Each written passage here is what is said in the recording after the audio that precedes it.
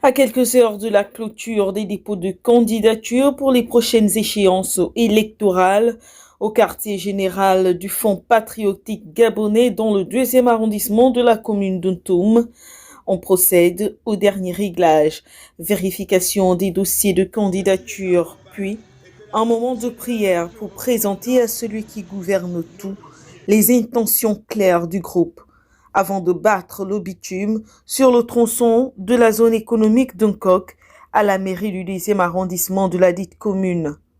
Moment solennel, mais hautement symbolique, avec pour objectif marquer leur territoire, se présenter officiellement à la population et annoncer la rupture.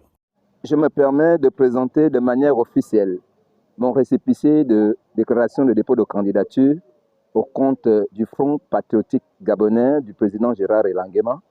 J'ai avec moi 14 autres personnes que vous pouvez admirer derrière moi, 14 hommes et femmes capables de procéder à la rupture, mais également de procéder au renouvellement de la classe politique. Nous sommes des candidats de la rupture, à la députation comme au local.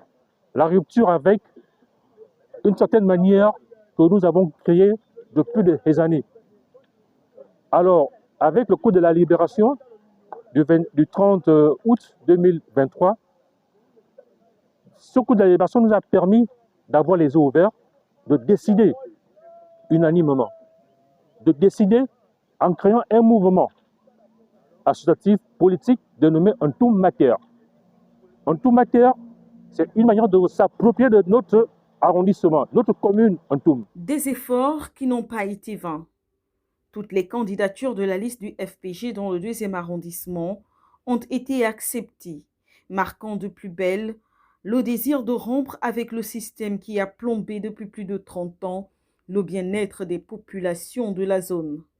Les candidats de la rupture entendent ici non seulement redéfinir les bases d'une nouvelle dynamique pour le changement, mais aussi renouveler la classe politique, avec comme tête de liste des natifs de la localité, dont Paul Ngouam-Manfumbi qui conduira une liste de 14 conseillers pour les locales et Séraphin Bekale-Wilfred pour les législatives.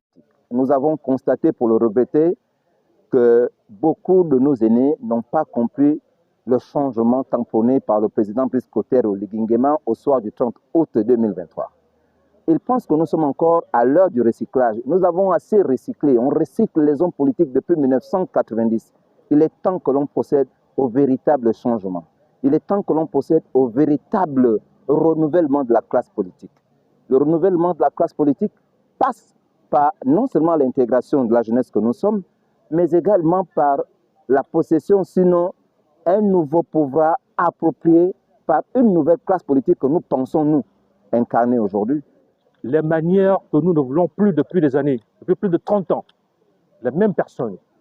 Nous avons décidé de changer la classe politique en emmenant des personnes capables, des personnes agréées, des personnes qui peuvent remonter cet arrondissement. Des fils et filles de la localité, animés d'intentions nobles qui entendent prendre en main la destinée de cet arrondissement en proie à moult difficultés et invitent la population à s'inscrire dans cette même dynamique, impulser le renouveau, viser des valeurs sûres capables de relever des défis et viser haut en s'impliquant activement afin de voir les choses s'améliorer.